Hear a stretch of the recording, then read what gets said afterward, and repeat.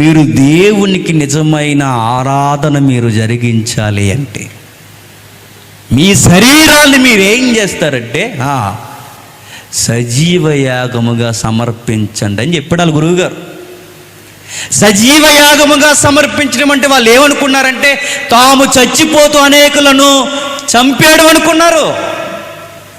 అది కాదు సజీవ యాగం అంటే. బైబిల్ సజీవ యాగం అంటే నువ్వు బతుకున్నంత కాలం ఆయన కొరకు ఒక నిష్టగా, ఒక తిష్టగా, ఒక నిర్దేశంలో, ఒక తృష్ణ కలిగిన జీవితం కలిగి ఇతరుల కొరకు నీ ప్రభు ఎలా అయితే తగ్గిపోయాడో నీ ప్రభు కొరకు ఇతరుల కొరకు నువ్వు తగ్గిపోయాయి. నీ పనులను, నీ ఇష్టాలను, నీ కోరికలను అన్నిటినీ కట్టేసుకుని బతికేస్తావు చూసావా, అదే సజీవ యాగమైన ఆరాధన. ఆ ఆరాధన చేయాలి నేను చెప్తున్నానండి. కనీసం యేసుప్రభు సిలువను మనం విన్నాం.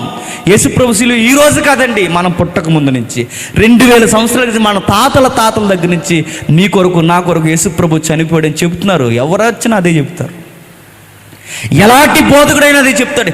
ఇంత ఎన్న తర్వాత కనీసం ఆయన కొరకు మీరు ప్రతిస్పందనగా కృతజ్ఞత బలి ఏమి ఇచ్చేదంటే ఏమీ లేదు. కనీసం నేను అడుగుతున్నాను, అబద్ధాలు ఆడమైనా మానేశారా?